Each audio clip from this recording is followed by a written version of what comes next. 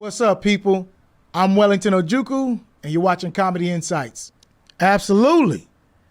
Man, what comedian doesn't? And I blasted pretty much every one of them. I put it online on social media, man, and there's some places I can't go because I let the cat out the bag. I let the cat, the hat, the wig, the rag, all that out the bag. Do I have any janky promoter stories? Yes, I do, man. There's a guy who I went out on the road with. It was a couple of us, man. That went out on the road with the guy. We all had the same hotel. It's two of us sleeping in one bed. One got the head of the bed, one got the foot of the bed. So we was just trying to save as much money as possible, but we still wanted to get out on the road for the experience sake.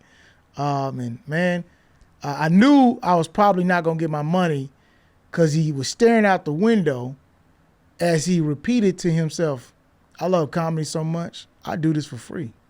I love comedy so much, I would do this for free. And I was wondering why he kept saying it over and over like a chant. Like the chant you hear at the beginning of a cult. I love comedy so much, I would do this. I was like, And when we get home, I was like, hey, man, I got a check for you, man. I'm going to give it to you Monday. Can I pay you on Monday? Never paid me.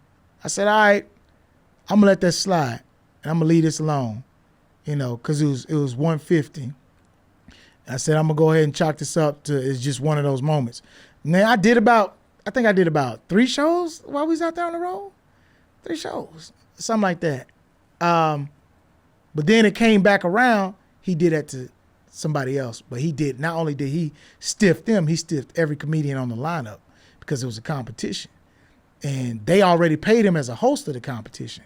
And then he told the venue, if you give me the money that you're about to split, which I believe was like $450, that money that we're about to split between the comedians, give that to me, I'll deposit it in my bank, and I'll cash out them the rest of the money. I'll cash out to each individual the money. They did that, never saw that money. So I blasted them. And now I blasted them so hard with a live video on Facebook where other comedians start telling their stories of being robbed by him, of how he took them on the road to Mexico and bought a car with their money for the college gig. And another person talked about he stiffed me in Florida. That man ran away from Florida. He moved up here to Georgia. I don't even know if he's still here because we ain't seen him on the scene after he was robbing people. People were blasting him so hard, his wife chimed in and said, he stole my money and my car. He ain't paid no rent. Man, I said, what? You know it's bad when your wife want to turn you in.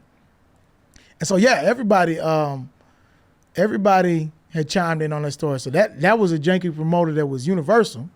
It was going around robbing people, but it was that moment that put everybody on notice, and comedians shared that video amongst themselves so that, it wouldn't happen to anybody else. And that was good. That's one thing I like about it. You robbing comedians, you get put on notice, people get put on notice, and it'll cut your money real short. That's the quickest way to fan out in this business. And because, you do that, comedians are each other's work. We each other's bread and butter.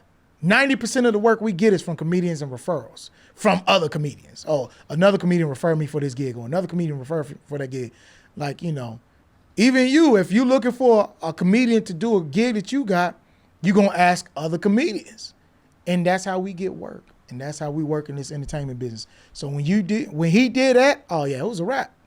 It was a wrap because I couldn't he stiffed my boy. And not only did he stiff my boy with that money, he stiffed a lot of other comedians. And we ain't going to let this keep sliding. So I did that. I'm pretty sure I stopped a lot of highway thievery.